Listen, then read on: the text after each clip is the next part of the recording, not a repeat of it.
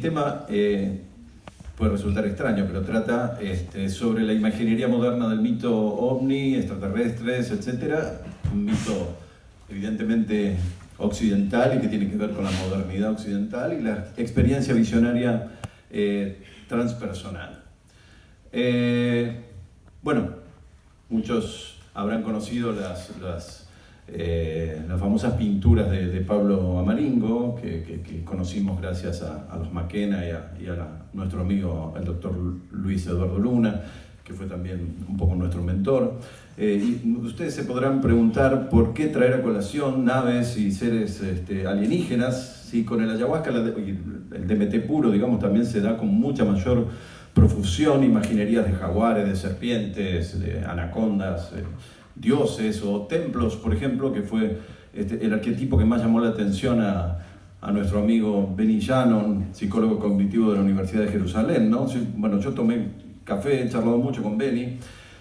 Su conclusión es que todas estas cosas, aclaro de paso que en Argentina en nuestras encuestas el templo no aparece tan frecuentemente como un arquetipo, evidentemente en Brasil esto tiene que ver con el tema de las iglesias, ¿no?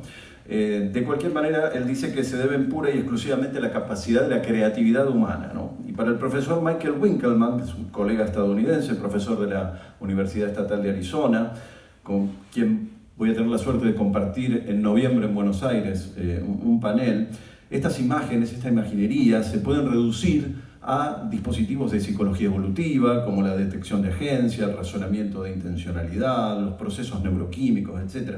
Sin embargo, quienes hemos tenido cierta, por lo menos en mi caso limitada, pero bastante experiencia, digamos, en ese mundo chamánico, aunque sea limitada, yo pongo un poco todas estas consideraciones entre paréntesis, ¿no? En el mundo indígena sigue afirmando la existencia de daimones, es decir, podríamos llamarla esencias ideacionales vivientes, representaciones simbólicas del alma del mundo, lo que los antiguos griegos decían psique tu cosmos, en latín el anima mundi, ¿no? Pero ¿qué es el mana famoso para los antropólogos, ¿no? De los melanesios, el Husek, ese concepto también parecido de nuestros paisanos, los Huichí del norte argentino, el Nehuen, ¿cierto? El poder para los mapuches de la Patagonia, o de la Araucanía chilena, o de la Patagonia argentina, ¿no? Es decir, símbolos que no son ni externos, ni totalmente internos, ¿no? Ni totalmente encerrados en nuestra mente, ni totalmente fuera de ella, ¿no? Una enseñanza, obviamente, que tuve hace muchos años en una experiencia particular con el ayahuasca, ¿no? Que me dijo, no hay adentro ni afuera. Seguramente muchos de ustedes habrán tenido alguna experiencia similar. Sea como sea, a mí me sigue intrigando la relación entre un auténtico mito moderno y occidental, como es este de los ovnis, los extraterrestres, particularmente la figura del extraterrestre que los ufólogos llaman el gris, ¿no? Famoso cabezón, pelado, delgadito, de ojos enormes, con experiencias en las que varios factores, entre ellos el aumento de la DMT, la dimetiltriptamina en estados ampliados de conciencia, se conjugan, ¿no? Vamos a colocar, tengo incrustado aquí un pequeño videíto que fue, bueno, nunca se hizo público, es una entrevista bastante viejita que le hice en el año 2003 a el famoso pintor y curandero Pablo Amaringo, lamentablemente fallecido en el 2009, esta entrevista en Yanacocha, Perú, donde le pregunté sobre su relación con esta imaginería de los ovnis, y él explica, digamos, por qué pintaba tanto estas imágenes en sus famosos cuadros.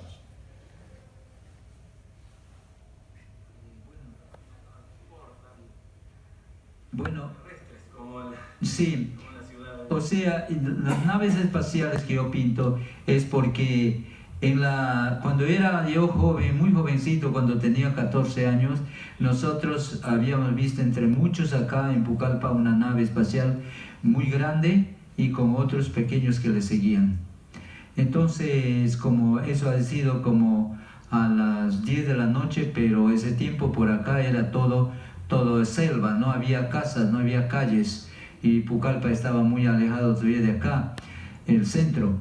Entonces nosotros vimos esto y pasó por acá y todos sabíamos que esos son los platillos voladores que decimos nosotros, ¿no? Los platillos voladores. Bueno, pero cuando yo era un curandero y tomaba la ayahuasca y podía ver con mis visiones, se presentó en primer orden estas naves para darnos conocimiento, entendimiento, discernimiento y muchas otras cosas o conocimientos que aguzaban nuestra mente para podernos volver más inteligentes y captar todo sentido de lo que podemos ver mediante la ingestión de ayahuasca sobre lo que tiene la planta, lo que tiene un árbol, lo que tiene una raíz de un árbol, lo que contiene el agua, el subsuelo y cosas para el espacio como para trasuntar a las, como dicen, a la luna, para ir a la luna, al Marte, a Júpiter, todos estos planetas. Entonces, estas naves parecían en las variaciones y nos ayudaban también como para diagnosticar o... Bueno, es mucho más largo, pero en definitiva hay un montón de ejemplos recolectados. El último que recolecté es de un joven, Damián, un rosarino de Argentina, un artista visual, un documentalista aficionado al yoga y a la introspección. En general me contó que sus experiencias psicoactivas no suelen ser visionarias, pero en 2015 cruzó a las islas que están enfrente de nuestra ciudad de Rosario, sobre el río Paraná, y consumió con un amigo unos hongos psilocíbicos, ¿no? Mientras su amigo contemplaba profundamente las aguas, se empezó a filosofar, ¿no? En ese estado psilocíbico, se preguntaba si, así como ellos estaban constantemente observando a la gente, la filmaban, ¿no es cierto?, documentaban todo, si no habría algo, otras cosas, una otredad, digamos, un gran hermano que también nos está observando, quién sabe, desde otra dimensión, ¿no?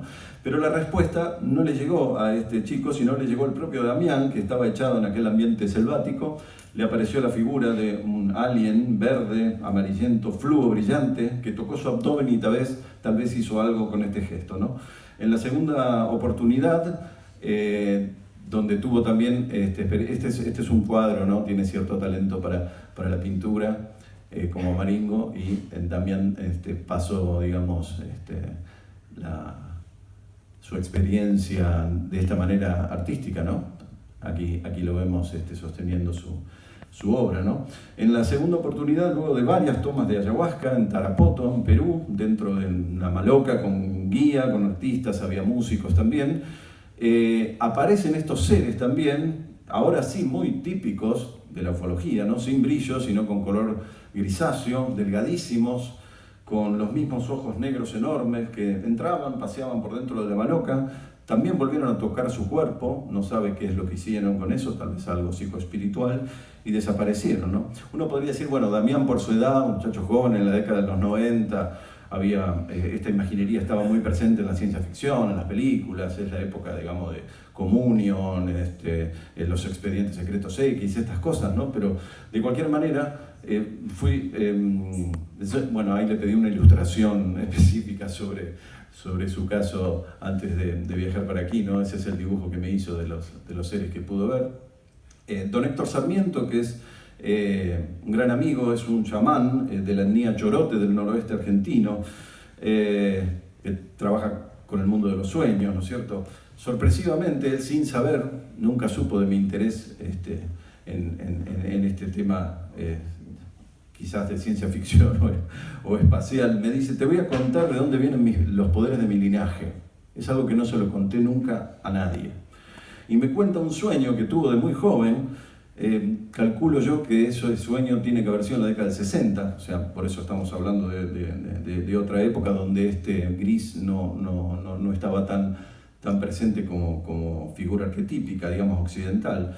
Y en ese sueño muy vívido, los famosos sueños, llamémosle lúcidos, transpersonales, chamánicos, como quieran llamarles, don Héctor ve a un ancestro suyo de remotas épocas, es decir, un típico cazador-recolector de miel en el monte, al que se le aparece una luz enceguecedora y dos seres que me empezó a contar cómo eran los seres. Flacos, él dice, como desnutridos, un poco andróginos, con los ojos enormes, negros, hacia los lados, hacia atrás. Le dije, don Héctor, no siga porque sé perfectamente de qué me está hablando. le mostré una figura, digamos, de acción, un gris de plástico, y me dijo, son exactamente como eso que tú tienes ahí, ¿no? El caso de Terence McKenna, bueno, aprovecho para contarles algo interesante, ¿no? Los chorotes de monte, Abujoñej, le llaman a la ayahuasca Imanesqui, defensora, la hoja de la Banisteriopsis muricata, que es la especie que se da en el norte argentino, y al té o la bebida que se hace en base a las hojas, no con chacruna, solamente hojas de ayahuasca, le llaman Icahuetiqui, ¿no? Esa es una foto que tomé en el norte también, en una comunidad guaraní, donde la liana se utiliza para terminar de atar los techos de las casas. ¡Wow! Vamos a ver cómo hacemos. ¿Está todo bien, Rafa? Bueno, el caso de Terence McKenna quizás sea conocido por ustedes, ¿no? También lo cuenta Denis en su último libro, La célebre experiencia de la chorrera, ¿no? Donde ve formándose desde una nube una especie de platillo volador parecido al de las fotografías de George Adamski, y todos sabemos que las fotos de George Adamski son falsas. Sin embargo, claro, Terence lo vio y como algo sacado de sus recuerdos más profundos. En la infancia él también estaba fascinado por este tema de los ovnis, en su adolescencia. Para los ufólogos, McKenna es un testigo no calificado, ¿no? Por haber estado involucrado toda su vida en psicodélicos. Sin embargo, él afirmó que lo que vio no se parecía en nada a lo que veía en sus visiones enteogénicas, ¿no? Aunque tampoco le dio una entidad de realidad enteramente material, ¿no? El otro caso interesante es el de la antropóloga alemana Angelika Gebersayer, que a principios de los 80 narró una anécdota cuando estuvo haciendo trabajo de campo en Caimito, una aldea de la selva peruana, donde ella misma, además de los indígenas, vieron unas luces esféricas raras, voladoras. Los pobladores, así como hacemos nosotros, pedimos explicaciones a la ciencia, que es nuestra forma de conocimiento, fueron a pedirle a su chamana, a su unaya, que explicara esto que estaba pasando, ¿no? Que estaba en la población muy inquieta. En sus visiones de ayahuasca explicó el chamán que un inca descendió de una nave fabulosa y dijo que ya llegaría el tiempo en que él volvería para dar conocimientos, para que sin perder su cultura, los indígenas tuvieran las mismas comunidades que los mestizos y los blancos. Bueno, esto es maravillosa la anécdota porque es el mito del Incarri, ¿no? Que se empezó a recoger en la década del 50 en el mundo andino, pero hay versiones del mito del Incarri, o sea, el regreso del Inca, del equilibrio, del buen vivir, hasta en el pueblo ayánica, ¿no? Pero esta es la única versión ufológica, digamos, ¿no? Transmitida en visiones de ayahuasca y encima en una aldea shipibo. Todos hemos leído seguramente algunas descripciones de los psiconautas que fuman DMT puro y que ven algo así como ciertas inteligencias, a menudo descritas como duendes o como elfos, ¿no es cierto?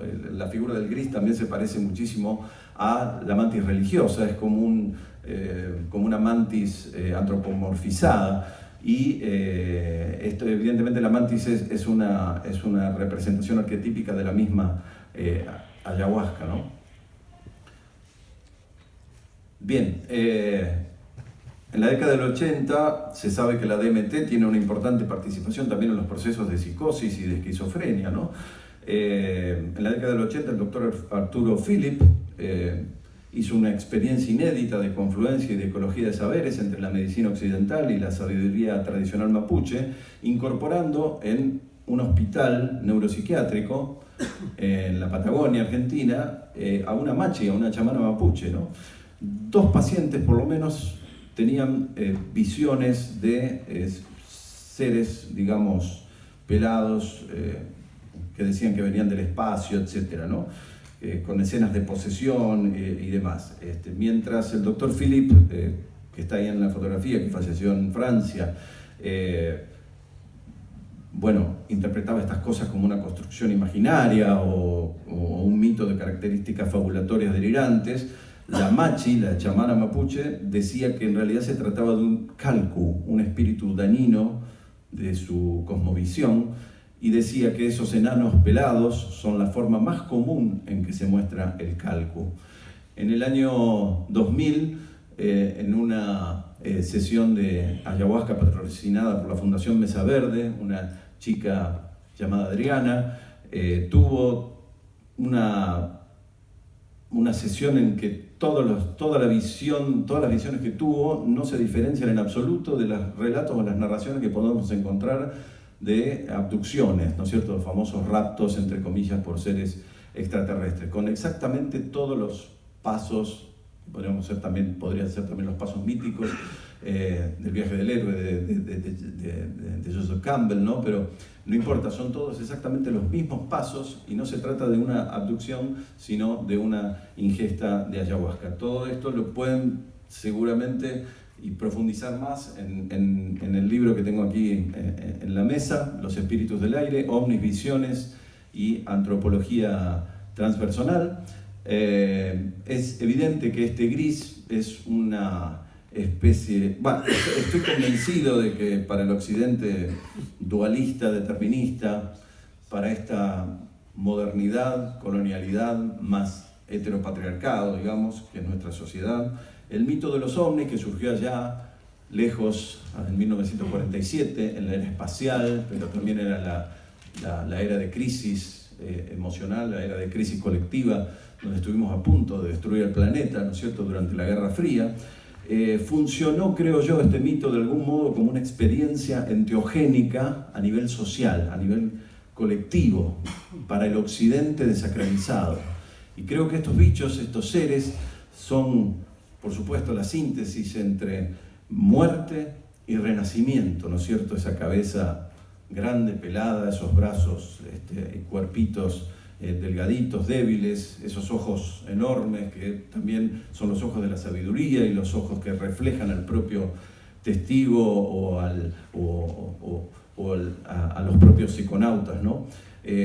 Son, creo yo, nuestros animales de poder. Ustedes saben de la existencia de los famosos animales de poder o aliados chamánicos. Estos son nuestros aliados chamánicos tecnológicos, ¿no?, de alguna manera, que nos acompañan, creo yo, en este proceso de expansión de la conciencia en Occidente, tanto a nivel individual como colectivo.